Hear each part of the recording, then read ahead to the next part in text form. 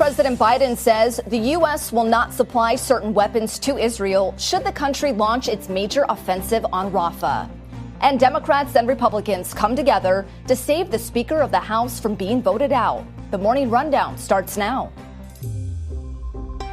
From the Straight Arrow News Studio, bringing the stories that matter to you from across the United States and around the world. This is the Morning Rundown. Today is Thursday, May 9th. Thank you for joining us. I'm Lauren Taylor. President Biden making it clear the United States will not supply Israel with certain weapons and artillery shells should the Israeli army launch its long-promised major military operation in Rafah. The president sat down for an interview with CNN Wednesday after the U.S. announced it was withholding a shipment of thousands of bombs to Israel as the rift grows between the two countries over the approach to the war in Gaza. In the interview, Biden acknowledged that U.S. bombs have been used in attacks in Gaza that have killed Palestinian civilians. Civilians have been killed in Gaza as a consequence of those bombs and other ways in which they go after population centers. And I made it clear that if they go into Rafah, they haven't gone into Rafah yet. If they go into Rafah, I'm not supplying the weapons that have been used historically to deal with Rafah, to deal with the cities, to deal with that problem.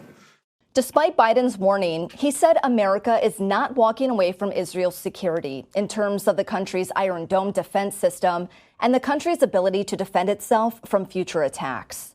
Though the Israeli military moved into Rafah earlier this week, the White House has called it a limited operation.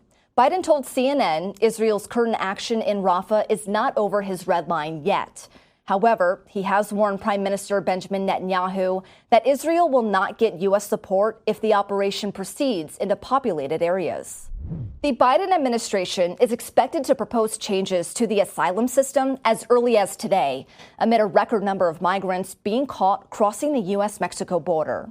According to reports, the proposed rule would allow immigration officials to quickly deport migrants who cross the border illegally and are ineligible for asylum. The migrants targeted under this new rule would be those deemed a national security risk or those who pose a danger to public safety. The timing would see the migrants being barred from asylum and deported within days, perhaps hours, of their arrival. Currently, that process can take years. The proposed rule would still need to be finalized at a later date. Following weeks of threats, Congresswoman Marjorie Taylor Greene called for a vote to oust House Speaker Mike Johnson Wednesday over concerns about his leadership. Within minutes, the motion was decisively rejected, with most Republicans joining Democrats in a 359-43 vote. 11 Republicans voted against tabling Greene's resolution. Greene said she was not surprised by the vote and would not say whether she would plan to try to remove Johnson again in the future. Johnson joked with reporters, calling it just another Wednesday on Capitol Hill. The speaker thanked his colleagues for their support and described Greene's efforts to remove him as misguided. Hopefully, this is the end of the personality politics and the frivolous character assassination that has defined the 118th Congress. It's regrettable. It's not who we are as Americans, and we're better than this. We need to get beyond it. The attorney for the family of an Air Force airman who was fatally shot by a Florida deputy last week says law enforcement burst into the wrong apartment. Civil rights attorney Ben Crump says senior airman Roger Fortson was on a FaceTime call with a woman back on May 3rd when deputies responded to a disturbance call at the complex.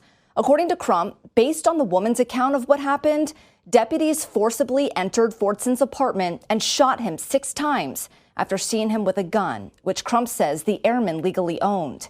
In a statement last week, the sheriff's office said the deputy acted in self-defense after encountering an armed man.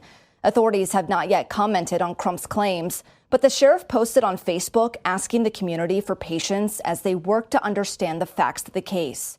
Crump is calling for transparency in the investigation, asking authorities to release the body cam video to the airman's family.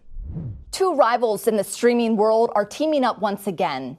Disney and Warner Brothers Discovery announced a new bundle featuring their Disney Plus, Hulu, and Max streaming services. The companies say the bundle will be available to purchase on any of the 3 platforms' websites and will be offered with and without ads. The bundle is expected to launch this summer. As of now, no pricing has been announced. This comes after Disney and Warner Brothers Discovery announced in February a joint venture with Fox to create a new sports streaming service. That one is slated to debut in the fall. Finally this morning, with a little over 2 months to go until the Paris Summer Games, the Olympic torch has arrived in France to much fanfare.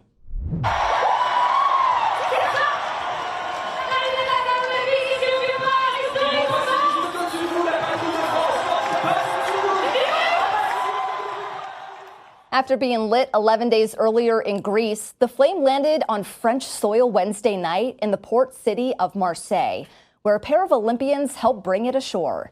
Popular French rapper Jewel then lit the Olympic cauldron. Local authorities say a crowd estimated to be around 225,000 people witnessed the historic presentation amid tight security that included around 7,000 law enforcement officers.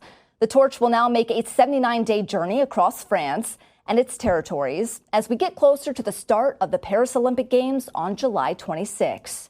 These are your top stories for this Thursday. We'll see you back here tomorrow. Until then, I'm Lauren Taylor. Have a great day.